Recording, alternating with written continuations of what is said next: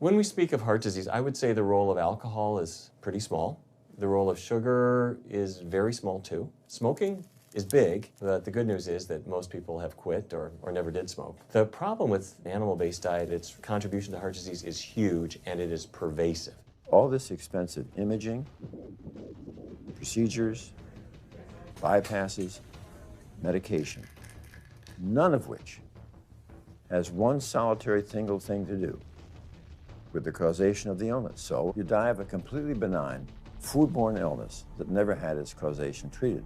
When we eat these kind of dead meat bacteria toxins, within minutes, you get this burst of inflammation within your system such that you basically paralyze your arteries. You get this stiffening of the arteries, their inability to relax normally in half. So it's not like decades down the road eating unhealthy, there'll be some damage. No, we're talking damage right then and there within minutes of it going into our mouth. Many people are given the diagnosis of Alzheimer's disease when it's not true Alzheimer's at all. The vast majority of people suffer dementia due to their tiny blood vessels in their brain clogging up and their nerve cells being shortchanged of oxygenated blood. And guess where that blood vessel dementia comes from? Those little tiny arteries are clogging up from that steady stream of fat, cholesterol, etc. It's really quite clear from the standpoint of cancer and the standpoint of cardiovascular disease that animal protein plays an enormous role.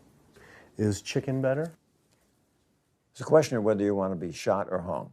The flesh food that I would eliminate from the American diet would be poultry, would be turkey and chicken. A brilliant advertising campaign has convinced people that, oh, it's white meat, it's healthier. The leading source of sodium in the American diet for adult is chicken. It can be labeled all natural chicken, but be injected with this salt water, I think up to 800 milligrams of sodium. Heterocyclic amines are clear-cut carcinogens, and they can form in any kind of meat as it's heated, as it's cooked.